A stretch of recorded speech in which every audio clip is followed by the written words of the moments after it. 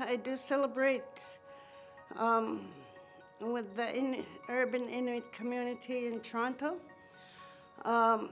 There are times that we finally get to eat traditional food. I have friends who thinks of me, and they bring me a little bit of country food. Sometimes like TI provide like elders group and community events as well, community feast. They even bring whole seal to demonstrate to the kids, young or Inuit kids, how to skin seal and butcher the meat and clean up the skin. I am able to access them, I think. I haven't made the effort to get out there as much as I could. But yeah, the availability is there. Thankfully, Ottawa's giving me that opportunity. I've never had the opportunity before to I guess, explore my own culture. I've explored a lot of First Nation culture because there's not very many Inuit where I've grown up, and having the Inuit community based here has helped a lot with self-identification.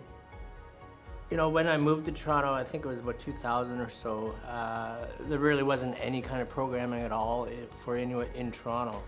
So I created an organization that I called ITUK, which is Inuit of Toronto Urban Katimavik, which means gathering place. My friend Peter and I, we started our first Inuit feast, which is Christmas time.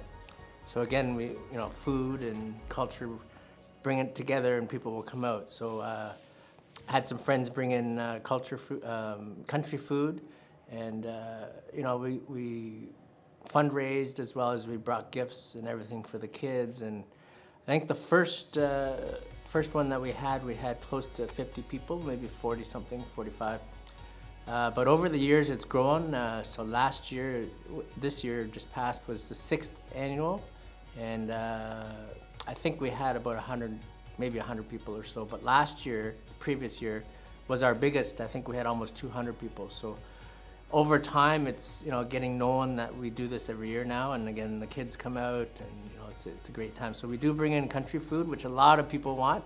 Can you get beluga? Can you get Arctic char and things like that? So we do try.